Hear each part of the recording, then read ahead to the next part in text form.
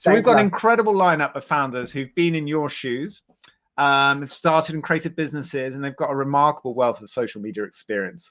So we've got Lucy Wright, who's the founder of Nice Drinks. Lucy, Pilar, and Montana, come and join us on the stage. So Lucy started and sold a muesli brand whilst freelancing. Here's Montana's up first. Hey, Montana. Here's Lucy. Hi, everyone. Welcome, Hello. Lucy. There are 250 Virgin startup people cheering you from around the world. And Pilar's back. Hey, Pilar, how you doing? Good to see you all. So I was just saying that Lucy's the founder of Nice Drinks, started and sold a muesli brand whilst freelancing as a marketing consultant before realizing there was a gap in the market to create wine for whenever. So we're going to talk about that, Nice Drinks, tonight. With 10 years of experience, we also have Pilar, who's an award-winning, in many ways, producer and social media lead and co-host and producer of the BBC's Reality Tea podcast. And completing our crew tonight is influencer and founder Montana Brown, who started the Swim Society, a UK-based sustainable swimwear brand designed to empower all women, and recently raised its first round of funding. So big cheer there, Montana, because that's a huge first step. So, ladies, it's wonderful to have you with us tonight. As I said, we've got this huge growing crowd of Virgin startup entrepreneurs and aspiring entrepreneurs from all around the world. And we just want to soak up as much knowledge from you as we can over the next 45 minutes, and also share some quite personal and important stories in your own startup journeys so far. And I thought we would kick off, and I know I haven't given you much warning, but we'll have some good answers here, with a quick fire round of questions. And the first one is, can you take us back to your first social media experience? What was it? What was the platform? What was it like? Lucy. So my first social media experience was Bebo. I can't quite remember what you did other than write on people's walls. But what I do remember is if you were not on Bebo, you were seriously not cool. It was all happening on Bebo. So Bebo was like a spin-off from MySpace, which was my first social media. So yeah, awesome. Montana, what was yours? Mine was actually MySpace. I remember my song was Air Traffic Shooting Star. And I had this real big quiff going over my forehead, and it was a great time. Wow, we're going back some days here. Pilar, you going to go back further, or is it something more recent? No, mine was actually Twitter. So I was working. No, actually, mine was Facebook when I was at uni. But that's when Facebook was a thing, and everyone's now doing photo dumps. And I feel like Facebook photo albums were the original photo dumps. You'd go out for a night and one picture wouldn't do it. You'd put 10, 20 pictures up. And yeah, that was my first experience. Through uni, every night out went on Facebook. It's amazing, isn't it? You remember those times? And for me, it was MySpace. MSN Messenger, I guess, was the tool I was using at the time. And I remember it was just that guy Tom, who was friends with everyone. Do you remember him? Tom on MySpace. And then 2 million people joined, and then it got sold to big corporate. Who was it? Was it Bill Gates or Rupert Murdoch bought it, didn't he? And then everyone was like, "So that we're off to the next one." And then it was just left with Tom, and Justin Timberlake then bought it. It was Tom and Justin. So, but it still exists, I think, in some shape or form. Bebo's making a comeback, I've heard as well. So, I'm a bit concerned that my profile is actually still live on one of these Me old... too. Right. Can someone dig up Montana's MySpace? I'm really hoping. Find these ladies' early profile. Not still up there. Okay, so thinking about talent on social media other than yourselves, who do you admire right now? Can you pick a brand or a person that you are like, they're super cool, you should check them out? Montana. So my friend actually owns a sustainable brand, and before I'd actually started my own sustainable brand, she really inspired me about transparency. The company name is Riley Studio. They really kind of educate their customers on sustainable materials and the damages of buying into fast fashion, and obviously the pros and cons of essentially switching over to sustainable things, such as, it's not as immediate. You can't get next day delivery. It takes a lot longer to produce, but it's obviously longer lasting. So I definitely recommend following her. It's Riley.studio, and it's amazing. Riley.studio. And Virgin Startup Crew, as these shout out, we're going to have lots of these tonight. Just drop the links into the chat so people can check them out and follow. And that's, I Montana, that whole world of fast fashion getting deconstructed by people like yourself and Riley's and loads of others is really shifting a lot of people's habits and behaviors. So it's great to see that movement. Lucy, who do you want to shout? I'm loving Mob Kitchen at the moment. I think they're a brand that are an amazing example of building a really strong community. One of the ways they've done that is through their incredible competitions. And I like the way they're very real and it's not all very curated, and you really get to see the people behind the brand. So that's the one I shout out. Awesome. Mob Kitchen from Lucy. And Pilar, who's yours? Oh, mine would probably be like, I'm really loving We Are Tala at the moment. So Tala, that's Grace Beverly's brand. Like, she's also a sustainable brand. And I love that she's had a real big transition from being a YouTuber / influencer into being an entrepreneur who not only has this brand, but because she is essentially her customer, she talks to her customer in a way that feels. Sometimes I feel like certain brands try to adopt a tone of voice that is towards Gen Z or millennials, where it seems fake, whereas because she is her audience, it comes across really authentic, and there's a big educational angle to not only helping the people that buy her brand kind of get fit. So there's the whole educational stuff with her partner brand, but also it educates them on what they do sustainably and in terms of business. So I like what they do on social. That's a great example. It's funny, we were already talking about before you joined us tonight, Pilar, Ziggy, Grace's dog, who, when I interviewed her, took a starring role. So yeah, they're all connected. The one that I was thinking about that's on my mind at the moment is a Aussie startup called Great Wrap, and that's wrap with a W, and it's like compostable, like cling film. So it's the least sexy thing in the world, like cling film, like preserving food waste. But they're Jay and Geordie, these Aussie couple, and they're basically like not making out, but they're kind of like full on in love with all the like on their boxes with all their like compostable cling film. So they've made cling film sexy, and they're nailing their social channel. So check out Great Wrap.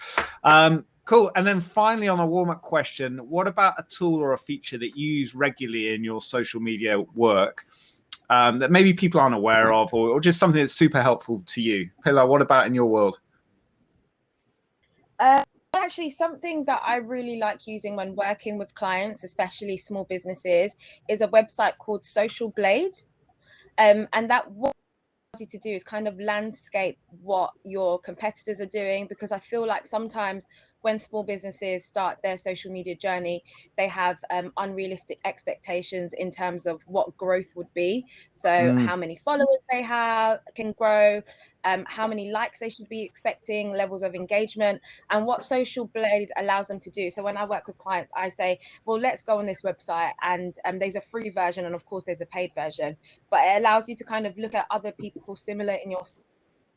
So they can look at people that have obviously been in the game a lot longer than them, years, but they can also look at businesses on a similar kind of size to them, and it will tell them how many followers on average they're gaining per month, per day. They break it down per day.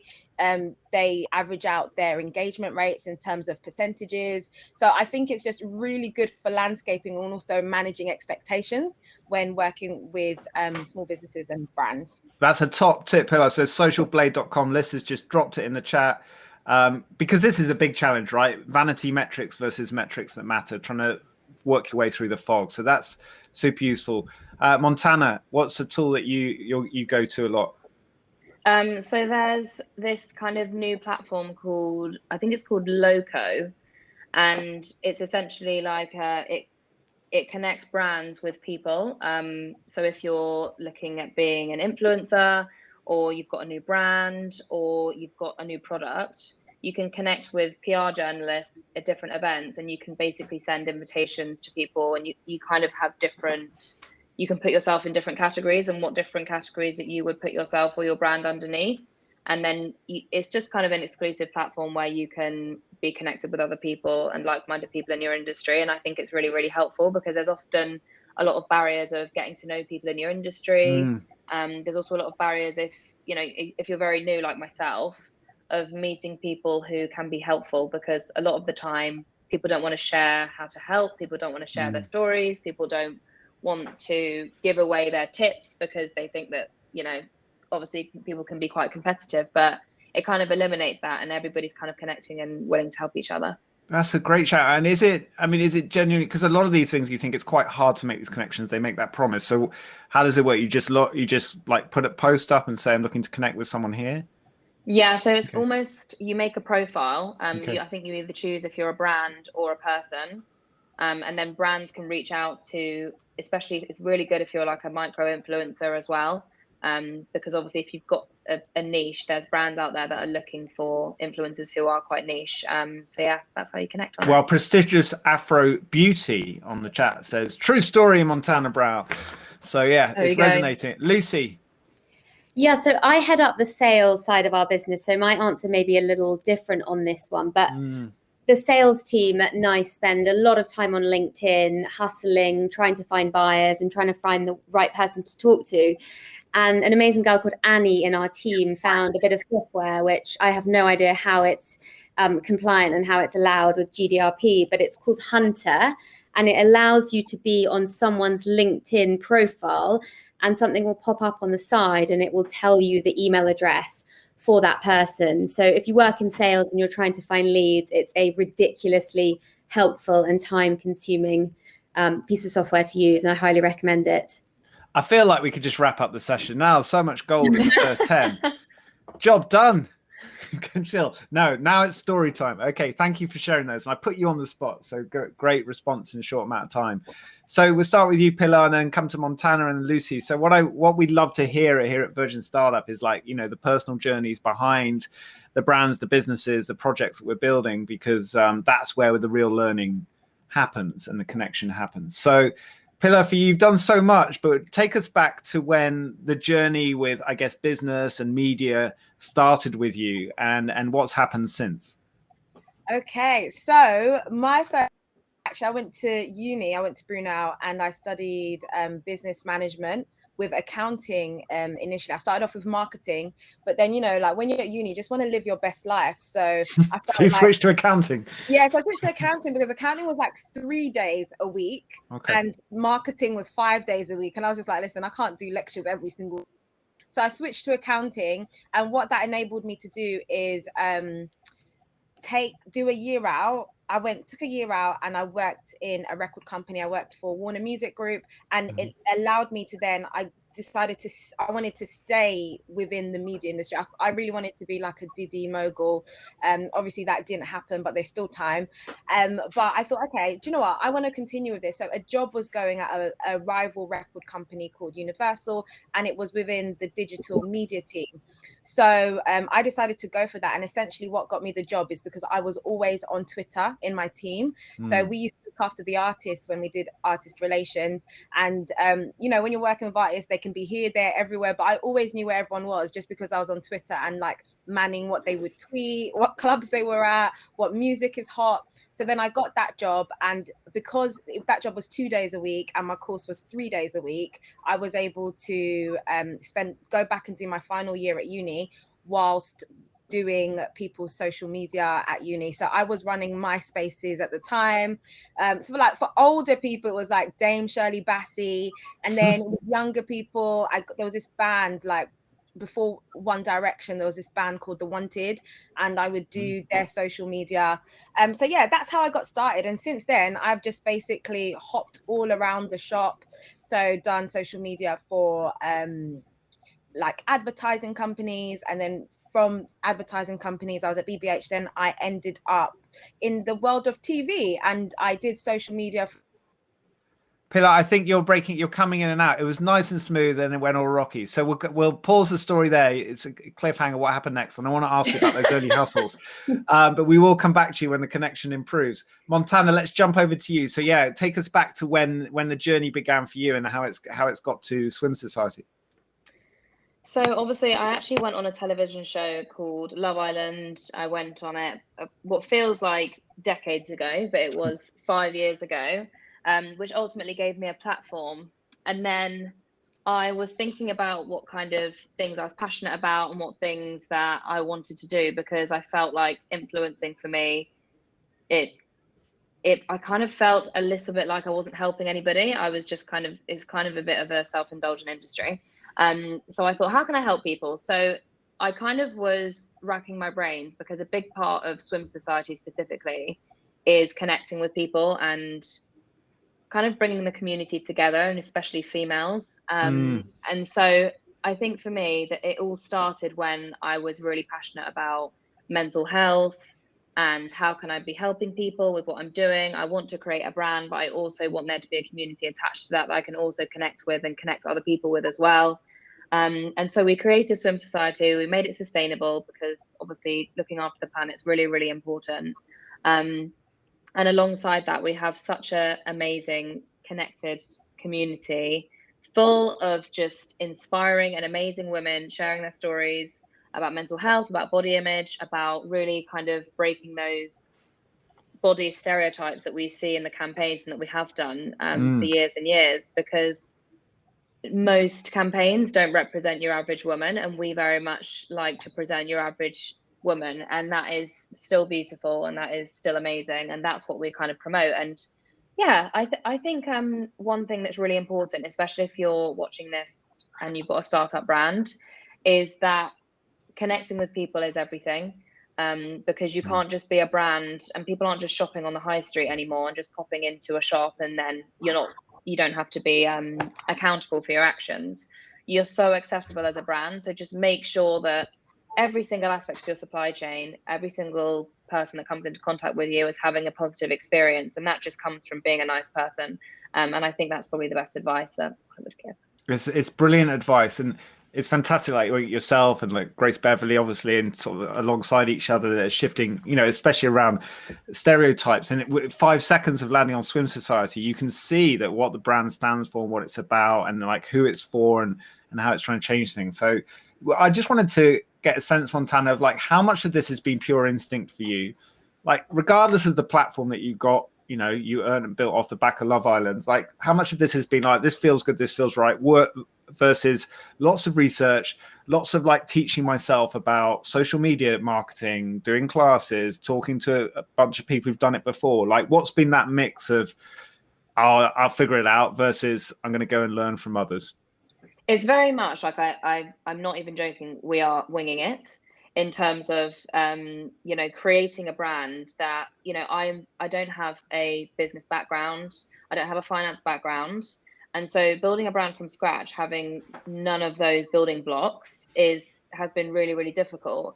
But I have to say, the thing that's made it successful so far is the community and connecting with people and making sure that people have an emotional connection to your brand. And I think that only comes from being open, being transparent, owning up when you make mistakes, and also kind of making people feel worthy, making people feel good about themselves. So we actually do an open casting. So we want real bodies and real women as part of our campaign. So we did a big open casting, and we had kind of over 700 applicants, and we met all these lovely women in person, and it was nothing short of a miracle. Like the vibe, the energy on that day. It's a festival in itself. It was a festival, and it was just women celebrating women, and none of these women knew each other. And they were going for coffee, they were going shopping, they were exchanging numbers. And I feel like that's so rare in later life, that you're actually able to connect with people on that kind of level. And it's a really beautiful thing. And that's when I kind of had an epiphany that this is really what I want to be doing.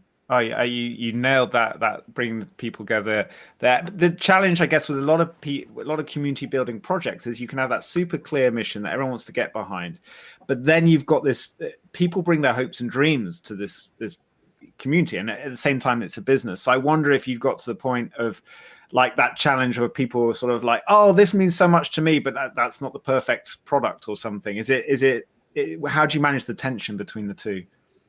I think it's hard because especially now that I have investment, I mean, a lot of my kind of headspace has to shift to budgets and finances and cash flow and forecasts, which is not something that I'm necessarily familiar with even checking in on. But it's a case of just you have to put the product first, of course, and make sure the margins are there. But ultimately, every single business, it's not a secret. Everyone wants to have large margins, smallest cost, highest profits. I mean, that's not rocket science. but your point of difference and your USP has to shine bright, and that goes beyond how much your product is and what your margins are. That's making sure you have repeat customers. And for me, I think your product will sell itself if it's good, but it will last if people actually buy into you and you as a brand. And they can't do that if they can't see visibly like what your supply chain is, where your stuff is made. They can't see that someone's caring about the environment. If they can't see that someone's caring about you, then you'll just lose people. That's brilliant. Someone's writing that down 100 times somewhere. Right. There's a great line. And it's led by, in all your cases, but brilliant communication, relentless brilliant communication. I want to talk about the relentlessness, the upside and downsides of it in a little while. Pilar, we'll come back to you and finish your story and then come on to Lucy. So you were talking about managing these bands from Shirley Bassey through to The Wanted, hustling your way into like being their social media managers. What happened next? After that, I started doing social media, went to work for advertisers, and then landed myself in. So I social media for TV shows, including the one and only Love Island. Yes, including. I worked as part of the social media creative team at ITV2. And we did that campaign, which really helped them tap into kind of youth culture and pop culture. Yeah, and what happened with it? You've got this big kind of corporate media brand like ITV, and like you've got all your ideas for how you think Love Island can go to the next level. Do you just walk in and go, "Hey guys, I think we can step this up"? What was your pitch? No, so it was almost an accident, if I have to be honest. But we had a creative director, a manager, Laura, got to shout her out, open, because when you go into corporates, the biggest issue is that the men up top don't understand what's happening on the ground. And Laura was a very open person. So she said to me and my colleague, she said, just run with it. And we did. She was actually off for a week. She wasn't well. So we went wild. And then actually it worked. So by the time she came back, what did you do? We asked. Was we were the original fan of Love Island. So being the original fan at the time, that meant introducing memes onto the channel. So we started doing memes, we started doing the kind of memes that a fan account would do. So people weren't seeing us as a TV channel, they were seeing us as this is part of our community. They're a fan as much as we are a fan. And that's what really kicked a true Love Island fan. You speak in Love Island language where it's not cringe, and also you understand what the memes are. Sometimes we'll be putting memes up before the meme channels.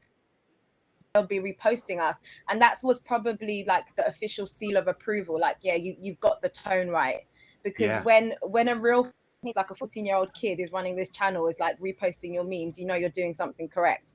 And then it went on to win an award. So for us, it was really about understanding the audience, speaking to the audience, and actually being a genuine part of that audience. So we lived, breathed, slept Love Island.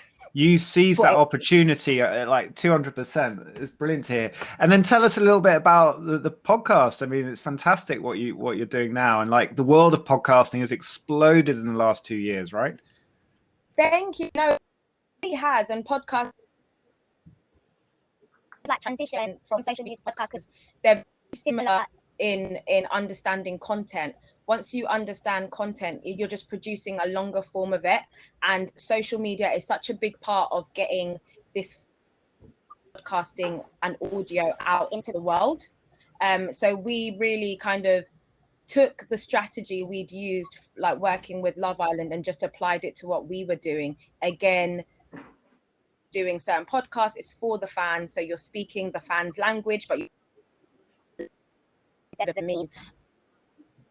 Best kind of podcast, especially for millennials and Gen Z, are the people that can connect to their audience online. So you now have a longer form of content, and you've got to break that down into digestible bits, figure out what works best on Instagram, what's best for Instagram stories, what's best for Twitter, what's best for Facebook. Pilar, we just lost you at the end there, but we got the majority of it, all about clipping in different formats. And you can see people do. I mean, basically we're all editors now, and some people have taken it to the next level, like you have, which is fantastic. So Lucy, coming to your story, sort of, serial entrepreneur now. I mean, it's literally serial, but like serial in the sense that you've done it more than once. So tell us about your journey and where you're up to. Okay, so I'll try and give you the very shortened down version. So I launched a company called Cuckoo, fresh out of Newcastle University.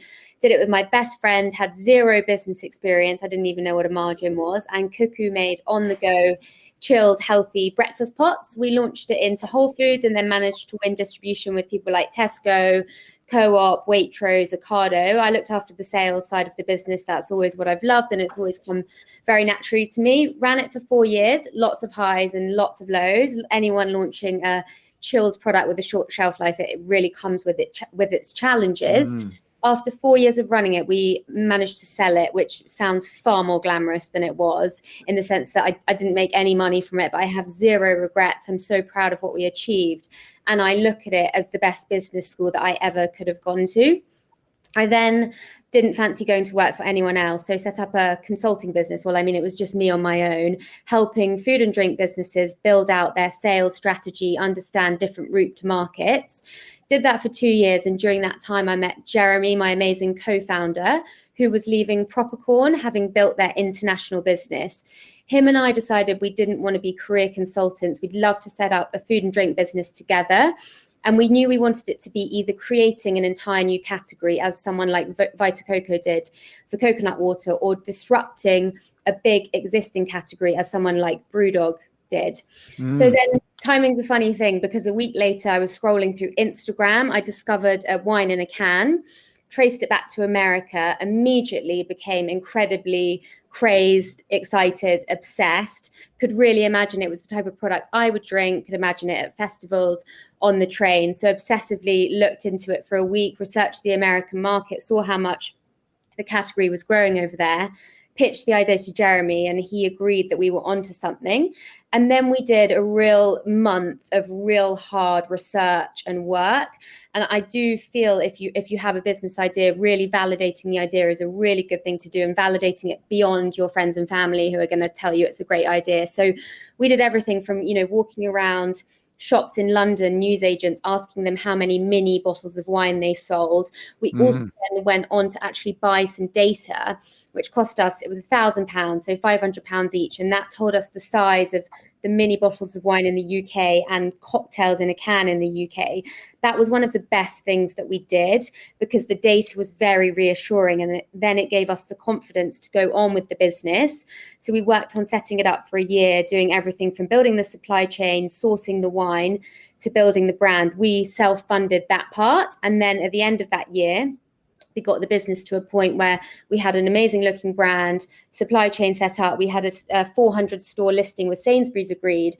We'd spent all of our own money. So we went to raise our first round of investment.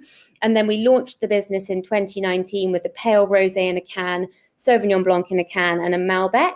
And we're now 3 years into our journey. And Nice is now the fastest growing canned wine brand in the UK. We're also the #1 independent canned wine brand. Our customers include full distribution in Sainsbury's, Ocado, Wimbledon Tennis, Lord's Cricket, Chelsea Football Club, and we're doing about 45 festivals and events this year. Our team's now grown to the size of 11, and we're working towards becoming a B Corp business, which is something we're very passionate about, really doing business in the right way. And our brand business is also going beyond cans. We've got a new product line coming out in October, which is all around wine. So the ambition for Nice is really to build a future wine company that's really focused on putting consumers first. I think for so long, the wine industry has been very intimidating, heavily male-dominated, incredibly stuffy. We've all been made to feel silly by the wine waiter, and we want to create a brand that is far more inclusive and really talks to consumers rather than talks at consumers. So there's probably a lot more I can say, but I realized that was a bit of a That spiel. is a pitch. That is a pitch, isn't it, ladies? I'm sold. So, so loads of things stood out. I just wanted to reflect on one of them, Lucy, which was your early research. So this is a mistake that a lot of us, I've fallen into so many times. And it's, you can, even though you do it over and over again with startups, you're like, which is the research, which is that thing where you go and ask friends and family, what do you think of our idea with your nice mock-ups and everything? They're like, it's brilliant. I love it. Or like, are you sure you want to do it? But either way, they're lying to you, not deliberately, but because they're telling you the answer out of love, because they want to protect you, or they want you to go for it because they know it will make you happy. They're not doing it because they're experts on the canned wine industry. But what you did there was like, how many did you sell last week in the local agent? Or like, what does the data tell us? Like historical data telling people's behavior. It's a huge lesson. So take Lucy's, copy and paste that in your own startup, everyone. I've actually got, can I have a question for Lucy, just on the whole story front? Just because I'm really interested, because I feel like the way that we both started our brands is like completely different in terms of, you obviously learned so much in terms of like business from starting your first brand, which you then took onto your second brand, which is obviously hugely successful. What would you put your success down to in terms of like the early stages for someone like myself, who I was like, I actually went into business with some people who I just really shouldn't have gone into business with, and I've had to kind of buy the company back off them and all those kind of things. So got myself in a real pickle. So how did you avoid all those things? Because I'm sure you had so many people that wanted to work with you. Like, what would you say is how you've got yourself to where you are now? Yeah, so I'm going to say two things. I could say 10, but I'm going to say two. The first one is curiosity. So at NICE, we only employ people that are really curious. So at the beginning, I knew nothing. I walked around Whole Foods. I saw the brands that I liked. I looked at the email address on the back of the packaging, and I was like, how did you get your brand into Whole Foods? And I very quickly started to see that so many people in the food industry, it might well be different in your industry, really want to help. And so I've really taken that throughout my career, and I meet 2 brands every week, brands like Dash Water, Ben, you were drinking it earlier, and I just swap notes, and I'm just super curious about learning everything they're doing. Where are they winning? Where are they winning distribution wise? And I give a lot of knowledge back to them. It's slightly different in my industry because they're not direct competitors. So being super curious and asking for help, that is something that I do every single day, and I'm not afraid to do it. And then the second one is a bit more of an obvious one, but it's being a serious hustler. So I, first of all, had Waitrose just ignore my emails, and I got in the car and I drove to the head office and basically waited for the buyer and like pounced on him. And then I got a meeting, and then I got a listing, and I did a similar thing with Sainsbury's, which was even more weird and stalkerish, which I'll save for another time. Just really not taking no for an answer, getting the balance right between being like pissing them off and being persistent, but being a major hustler. Yeah, and being creative with it as well. That's great to hear. Thanks for that extra bonus question, Montana. So zooming in on social media, what I think a lot of people who are online tonight would love to hear is around like, what does your day-to-day like work look like from a social perspective? So how much time do you spend on working on your social media or working on that side of the business, your social marketing? What percentage of your spend is in that space? If you could roughly like think about that. And like, what does it? Where do you focus your energy? Is it on the creative? Is it on the edit? Is it on the whole thing? So Montana, for you, what does your social media weekly work look like? So obviously I've got kind of 2 prongs to this, because I am an influencer. I also own a brand. So from an influencer point of view, my content is very raw. Like I picked up a lamb in Ireland the other day and I posted it. That's how kind of random, and it's not very intentional, and it's not very curated, because it's your life. Yeah, exactly. So my Instagram is very much showing a snippet of what I do in my life. It's not really kind of look at my outfit, look at my hair, because most of the time it doesn't look very nice. From a brand perspective, I can't take any credit for it, because we have my lovely social media manager, Laura, and she's very much kind of plans in advance what she's going to post on social media. We post every single day. I think consistency is really, really key, and just making sure that you know your brand inside out better than anybody. And that's something that I feel like we do really, really well, is that we are so authentic. And I think people fall into bad habits of copying what has worked for other brands, especially when you're a new brand. I think it's so easy to kind of look at a bigger brand and be like, oh, that worked really, really well for them, let's try and do that. But what might work well for them might not work well for you. So I think just really knowing your tone of voice, knowing your brand personality is really, really important. So, use things like Planoly, which is like a social media planning app. So you can plan what your feed's going to look like. If that's what your feed is about, it's looking aesthetically pleasing, then you can use that to plan your content and see what it's going to look like. And just be authentic, I think. But yeah, so Laura posts every single day for Swim Society. Mine is definitely less frequent. And on that strategy side with Swim Society, I'm curious as to how much of it is like buy our stuff. We've got great products, buy them, versus we want to create value, whether it's through entertainment or education or inspiration. Like, what's the mix there? Do you make it really clear that, like, okay, we're here to entertain and to inform and to inspire, versus buy our stuff? Is there a ratio between them? So for us, we actually see a lot more people engaging in our content focused kind of posts, because, so for example, we have a blog, and a lot of the things that we post are about kind of mindset and posting about motivational things like affirmations and gratitudes. And we see quite a high engagement for that. And that feels authentic to me, because I'm kind of very spiritual and kooky, and I believe in the universe. And I feel like what you're putting out into the world comes back as well. So that for us feels really, really authentic. So I think that a lot of people buy into our brand because we are kind of motivational, and we do try and uplift people, and we do try to kind of give tips on small lifestyle changes that they can make to make them happier in their day-to-day life. And I do see a big shift in people wanting that kind of information, as well as the swimwear. So I'd say it's probably 50-50, obviously, to do with product, and then obviously just motivational things. Yeah. This is so great that people want this. I mean, it's just like, we all want to do it, right? But the fact that it's people want it and they then buy products as well, it's just a good time. Like the happier people are, the more swimwear they're going to buy. They're more likely to buy the stuff. Pilar, in your world of, I know, so in the podcasting world, I mean, everything it goes into like the production of that, right? There's a huge amount of work, but on the kind of promotional side of it, on the social side, like what do you do? What does it look like for you? I would say it's about 60-40, 60% audio first, and then 40% promotional.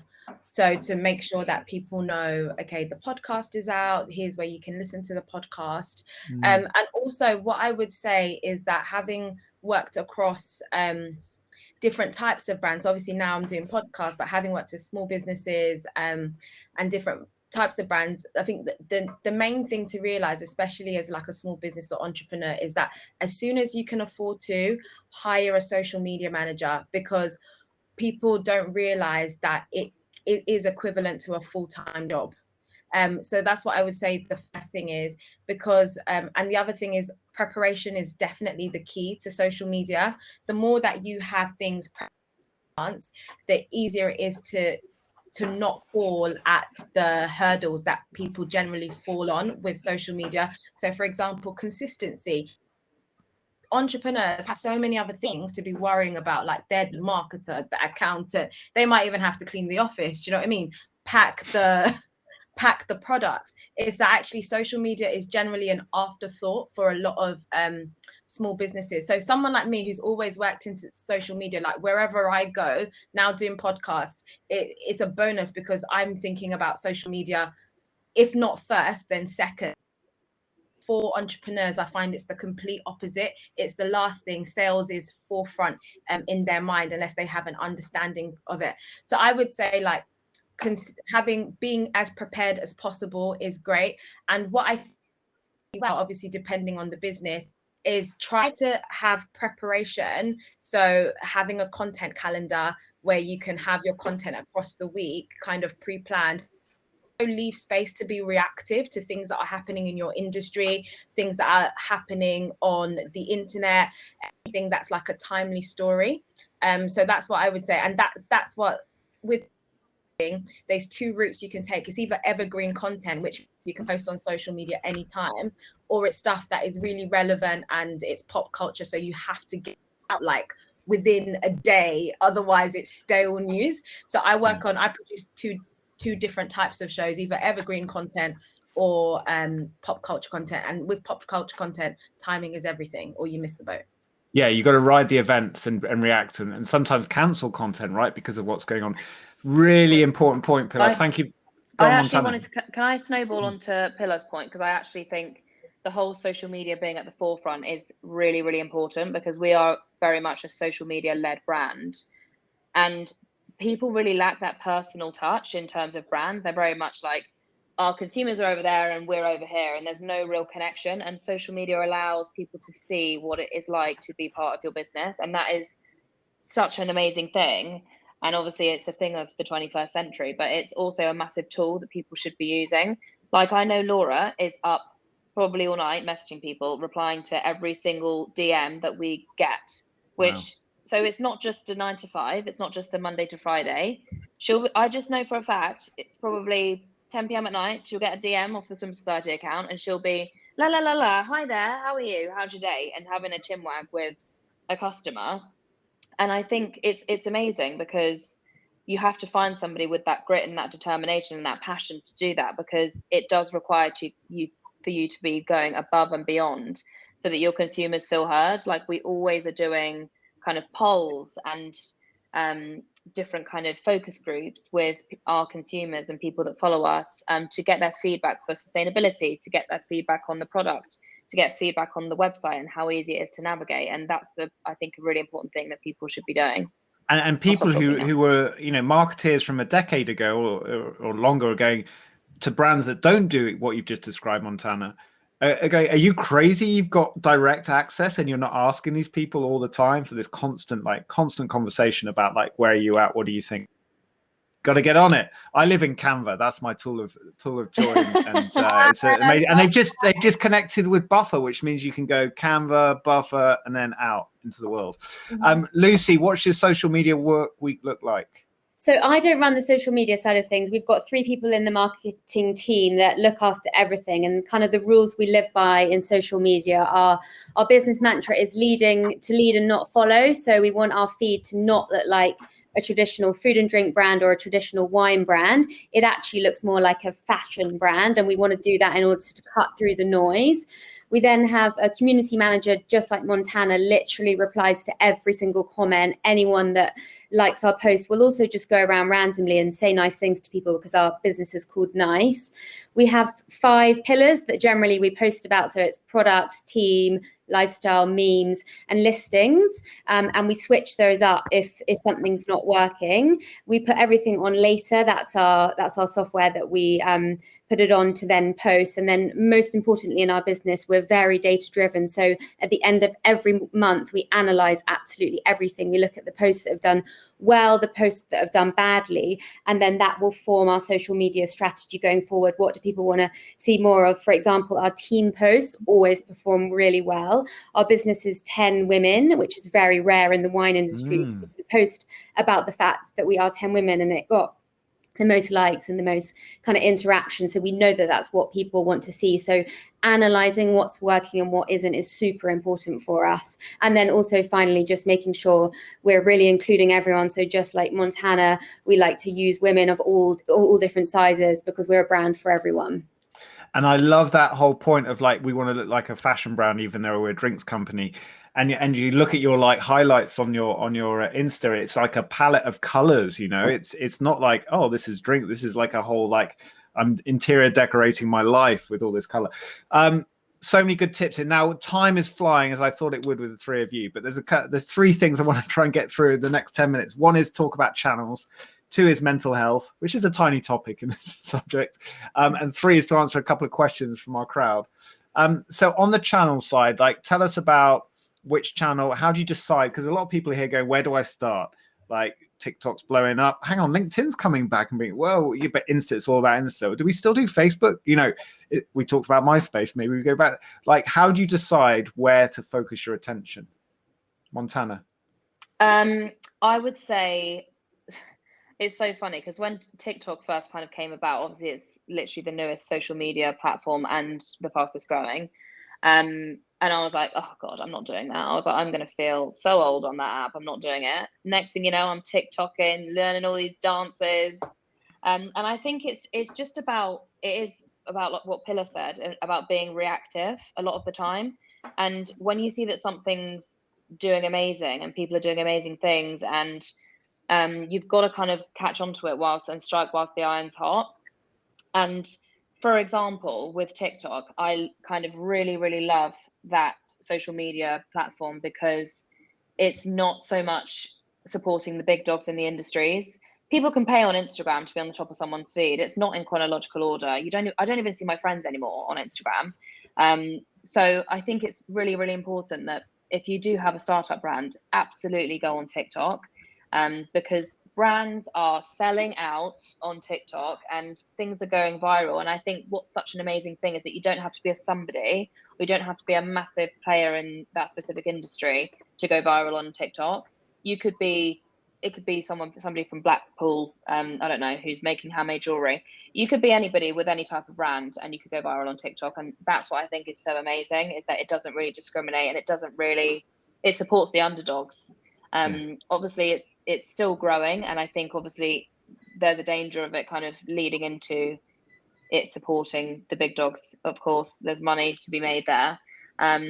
But I think, strike whilst the iron's hot, and if you have a small brand, absolutely go out there and get TikTok in. Get TikTok in, says Montana. Pilar, where do you spend your time? Which channels? I mean, I'm a lover of Instagram, but what I would say, like for small businesses, essentially every platform is as powerful as it can be, depending if your audience is there. So we haven't spoken about Pinterest, but Pinterest is still helping a lot of people sell because it's got a specific type of demographic. So I think the most important thing is to understand who your audience is. And then the second thing is you need to find out, if you know who your audience is, it's quite easy to then segment and figure out which channels you should be using. Because actually, if you're targeting mums, for example, you might have a brand for new mums or for babies, then actually potentially Facebook is still right for you, as well as Instagram. Whereas if you're an interior design company, then actually Pinterest is going to be so powerful for you. So the important thing is understanding who your specific audience is and going where there's every company kind of publishes what their demographics are. There's websites such as TechCrunch, social media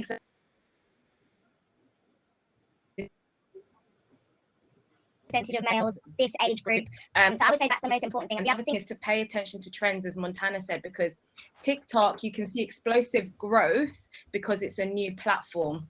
But also on Instagram, if you look at how the platform is kind of performing, you will see that they've introduced Reels to kind of compete with TikTok. So therefore, if you are a small user on Instagram and you start doing TikToks, the algorithm is going to show you favor because this is a new thing that they want everyone to use. So I do think that just because a platform's big and you feel like you're small doesn't mean that you can't still use it. So there's ways, just pay attention to like, what is the new thing Instagram is promoting? What's the new thing Twitter is promoting? And try and jump on those things like Reels. There's Twitter Spaces. They just got rid of their version of Instagram stories, but pay attention to what your platform is, where your demographic is, and try and use the tools available to you. But I agree, like TikTok, someone we worked with last year saw such explosive growth over the lockdown, and that's because it is a platform that is available to everyone. There are some stars, of course, but it's not hard to hit that initial couple of grand or to get momentum. And it's the same strategy if you're creating a podcast. Sandrine is asking, like, which channel to promote on. Is it the same strategy? Like, where's your audience? 100%, because every podcast is different. There's so many different types of podcasts. There's true crime, there's pop culture, there's interviews. So again, it's the same thing, understanding who you're, because with podcasting, social media is essentially all about the discovery of the podcast. That is podcasters have. It's like, how can we get our new podcast discovered? So you need to go where your people are, so that, and be part of that community. Lucy said it, like, they're always engaging with their audience, always leaving comments. You've got to be part of that community. And the other biggest hurdle with podcasting is getting people from one app onto another app. You want them on Apple, you might want them on BBC Sounds, you might want them on Spotify. So you've got an even harder job. You need to really get in there with the social media. Then you need to take them off to another app. So much gold, Pilar. Thank you. Now, is Amari on your team, Lucy? Yes. Yeah, she's doing a great job. Every 20 lines, she's dropping your Insta link in again into the chat. Oh, well done, Amari. She's there. She's like, yes, nice. She said, nice company to work at. So curiosity, it goes back to curiosity, right? Which you talked about earlier. It's like this hunger for what's next? What can I play with next? And it's this playful mindset. Is that the sort of track that you followed with your businesses? Is that to me? No, that's to Pilar. Yeah, Lucy. Yeah. Sorry, I was just saying in terms of your choosing your channels and where to put your time. So for us, Instagram is our hero channel. That's what we call it. We really see that as our shop window. I know when I email the Tesco buyer, they will look on our Instagram rather than look on our website. So for me, with my sales hat on, I want to make sure it's showing the right content to our buyers, but it's really where we're building out our community. And then secondly, we focus on LinkedIn. We really, really focus on that because again, lots of the customers we're trying to get into spend a lot of time on LinkedIn. So I want to be continuously posting about the successes that NICE are having.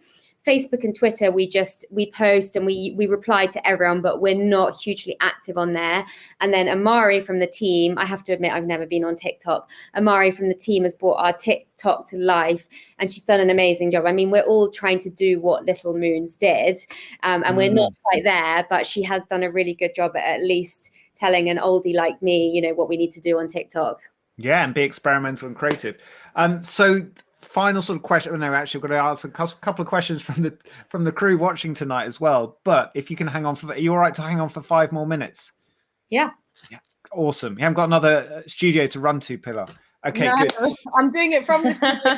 From the studio, you just live in the studio, just jumping between feet. So the question is, we want to just touch on it feels like of course it does, a really uplifting 45 minutes from my point of view, so much valuable practical advice and so much strong, mission value driven, feeling about how we can change the world and build businesses and live our full lives and empower people, which is what I expected from the three of you, but you delivered so beautifully on it. But what about the tough side of this? So relentless. We talked about relentlessness, both in terms of delivering in the middle of the night, answering those feeds. But for Montana, for you, you've been you've got this, you're a significant influencer on this thing called the internet. How do you cope? Where do you draw the line? What's it like for you? I think I had quite a tough experience in terms of the industry that I'm in. The fashion industry is kind of ruthless and there are a lot of sharks out there. There's a lot of investors out there. And I think, I firstly went into business with 3 guys and they didn't really understand what I wanted to achieve in terms of the ethos of the brand. And why would they understand that? And I think at the time it didn't really click.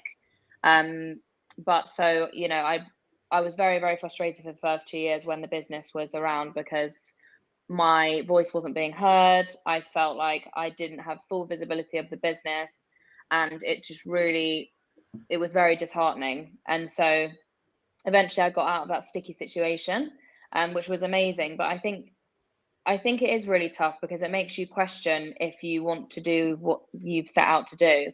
And I think I doubted myself so much. How am I supposed to do this on my own? If I do get this company by myself and I do buy them out, how am I going to run this on my own?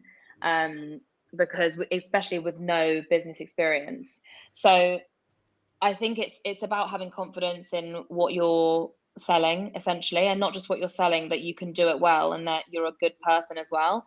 And I always kind of joke about this with the girls that I work with, but I do believe that we've got to where we are by being nice people and having a good heart and actually just connecting with people. And something that I would really recommend to anybody starting a brand is have a yes here and just say yes to everything. Because I'm going to tell you actually in a very short form how I managed to get my investment, which you guys are going to be like, that is ridiculous. I was in Barbados. Okay, I'm going to cut it real short because I know we're on time limit. I'm in Barbados. Random guy on the beach tells me about Clubhouse. I download Clubhouse. I'm in a room with this guy who I wasn't aware of at the time, but he is an investor and he also owned a brand called Social Chain. His name's Don McGregor. And I got chatting to him I messaged him afterwards saying, I thought what you were saying was really powerful. I'd love to pick your brains about my business because I'm not really sure what I'm doing with it and I'm in the dark. Long story short, he's now my investor. So if I was never in Barbados, which I wasn't going to go in the first place, and I was never on Clubhouse, which I didn't want to go on in the first place, then I wouldn't have had my investment. And I think, don't get me wrong, I think I'm super, super lucky to be in the position that I'm in and for it to be smooth sailing in that sense. But I think you have to just say yes to opportunities, whether it seems relevant to you or not. Meeting new people, connecting with people, getting yourself outside of your house. Being stuck in your laptop in your house is not going to connect you with people. You can work as hard as you want, but ultimately you can't do it on your own. So I think that's what's helped me out the tough times, is connecting with the right people, and that's how I did it. That's a great story, Montana. And final question on this: Do you ever turn it off? Turn off what? Your social. Do you ever get detox? Always. Yeah. Honestly, always. I'm not always on my phone. I'm not always on my Instagram. I think be present, appreciate who you have around you, and just make genuine, authentic connections, and you've got a good start.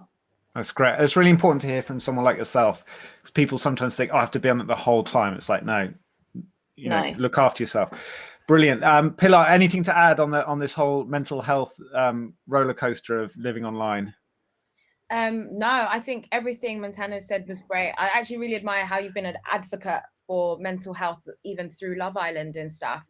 I'm the complete opposite, to be honest, because it's such a big part of my work, and I do work behind the scenes in terms of uploading and strategy.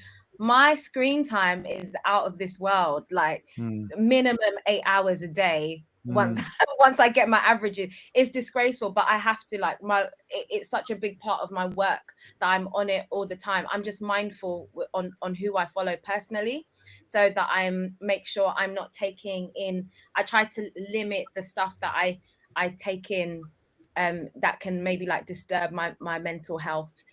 So yeah, because I'm on it so much, especially when you're running accounts that are you are like served things full on. So I'm happy that now that I've moved a bit more into podcasting, I can hopefully get my screen time down. Yeah, exactly. Audio time up, screen time down. And Lucy, how have you managed it over the years? So I would say hiring great people really helps, because it takes the workload off. We're building an incredible team with amazing people that I fully trust to do the job. And then second of all, I'd also say the mentors that I have really helped. I've got some incredible female mentors that I know I can ring at any point. I rang Ron the other day and actually burst into tears on the phone to her. I just needed to do that, and she listened and helped me. And then also the obvious things, but for me, I do a dog walk every morning, and then I can't miss a meal. I make an amazing breakfast. Like sometimes I make pancakes. I find the time to do that every day. And I also really self-indulgent, but I do get a massage like every 2 months, get an urban massage, and that just really helps me. And I am quite good at switching off. Like I'm not working all the time. That's not the type of founder I want to be. I do find on a Sunday, I won't look at my computer or my phone. So having that switch off time, otherwise you're just going to burn out, I think is really important. You've just heard from 3 leaders in the modern media age say that they all switch off and have discipline. So I hope everyone takes that on board, because that's what leads to ultimately to success and good well-being as well. Now, listen, I've skimmed through all the questions, and we've actually covered pretty much all of them already, which is great. But there is one here which I think we'll just ask really quickly, and it's quite practical, and it's on influencers. So Jade is asking, when trying to work with micro or medium influencers, she says, what should your starting budget be for a post or a story? Has anyone got, like, I know everything's variable, but has anyone got want to throw out, like, if you're trying to start work with influencers, how you go about it? I would actually say that, especially because I get sent so many things from different brands, I think if you're really particular with who you send to and you do your research, if you're sending to somebody who already kind of loves, if it's sustainability, for example, we would look at sustainable influencers. But if you've got a really niche product in terms of food or drink, there are kind of niche influencers that if they love the product, they will share it. If I really like something, then I will put it on my story, whether I'm getting paid to or not, just because I want to shout about it. So I think it's about doing the research of kind of who you're sending it to. I don't think, even though I would, obviously, I've got a lot of followers, but I personally wouldn't send it to people like myself because, you know, you get sent so much, it can get lost. So I think if you're really intentional with who you're sending things to and it feels like an authentic fit, then that's obviously going to be more likely for them to just share it, and then you don't even have to pay for it. Top tip. Any others on influencers? So I would say, like, having been on the other side, like approaching influencers, like 100% what Montana said in terms of if it's the right fit, people would share it. But I also think, like, as a small business, you've got to be realistic. Like, sometimes I have entrepreneurs like approaching me for work and they're like, this product will. And I say to them, honestly, like, even if you're emailing somebody with the hope that they'll do it for free, you've got to always have a budget in mind just in case, because you're dealing with people, it's not guaranteed. And for a lot of people, this is their work, and you've got to also respect that. So that's what I would say. So I think maybe like mini influencers, because you've got mini influencers, some people would be offended with 100, 150. I think 500, this is just me being very frankly honest with you guys. I think 500 is a nice kind of like, if you can afford it, starting mark for certain type of influencers, because then it's like, okay, they're about to take your conversation seriously, in my personal honest opinion. Of course, people who are like really micro and they're just getting in the game, to them it's portfolio building. So of course they'll do stuff for free, they might do stuff for under £500. But when you're talking about people with a pretty decent following, then I think you're kind of like, 500 is almost like your starting mark, and that will always be determined about the relationship you have with them, the relationship you have with their manager, the relationship you have with their agent, because you've got to remember that it's not even the influencer that's setting the rate. You are going to a manager or you are going to an agent if you do taking not know their cut, and then exactly who's taking that, who is taking you've got a middleman. So that, like, being frankly honest, like, there's stuff I've done campaigns where you can get away with paying somebody 500 quid. Sometimes you can get away with stuff for free, and sometimes people are asking for like 4-figure numbers, and that's just being like very frank, in my opinion. Yeah, it's great. I appreciate that, Phil. And also, you know, product. Lucy, do you ever use product to try and get people talking about you online? Yeah, we do. We love doing something called Surprise and Delight. So it's like somehow getting hold of like Pixie Lott's address and just like sending her some cans. And then, you know, if she posts, which she did because she really liked the product, that's awesome. But we're never pushy about it. We know that you're going to win some and you're going to lose some. And then we have had a couple of influencers, you know, really post and really like it. And so we've then sent them stuff for their birthday and really tried to build a relationship with them. So that's been our approach to influencers. We've not ever paid anyone to post, and that probably isn't something we do at Nice. I know it's great and it's really successful. It's just not part of our strategy. You don't need it. You're killing it already. I also think that's a good point in terms of like, don't hassle people. Like, for example, a woman sent me this amazing bar of chocolate. It had loads of like Maltesers and Oreos and God knows what on it, but she is just really, really small business, and she'd messaged me like 10 times. And I thought, yeah, I'll fancy some chocolate on the weekend. So I messaged her back on Instagram and I said, I'd love some chocolate. Please send it over. And then I did one story for her and she was like, thank you so much. And then like 2 weeks later, she was like, can you share it on your main feed, please? I was like, no. So I think you just got to take what you can in terms of like, I think the less pushy you are, then the more you actually get, because brands that have sent me things in the post that have just put, enjoy your weekend, hope you have an amazing day. I'm like, wow. So yeah, nice. and then let the product, as Lucy says, do the talking. Totally agree, Hannah. Like, there's nothing worse than being pushy in anything, really, is there? No. Oh, fantastic answers again. Then listen, the last question is from Steve, is for me, and he says, is your bow tie real or augmented reality filter? Well, Steve, this is the answer. It is one of the like dodgy things you can get. Oh my God. So there you go. I asked that question as well. So thanks, Steve. Thanks, Steve. That's the big news you came here for tonight. Montana, Pilar, and Lucy, you're heroes for what you're doing and for being here tonight for our community. Thank you for leading and creating and just having fun with this life. And living it to your very best abilities. So thank you for everything. And we're now going to jump into session. So everyone is invited to go to session. So you jump over there where you can come and chat with each other. And I'll be there. Andy will be there. Some of the some of the Virgin Startup team will be there. Come say hi. Come and tell us what you thought, what was really valuable. and where you're at. Come and share your stories. But Lucy, also I see a lot of lovely ladies in the audience, and if you'd want to be part of our open castings, obviously Pilar and Lucy, please do come along as well. We'd love to meet you guys. Swim Society Fest is happening. You want to be there, ladies. It certainly is. Awesome. All right, and drink your nice drinks and listen to Pilar's awesome pod. Lovely to see you, ladies. Take care. All the best. Bye. Bye. Bye.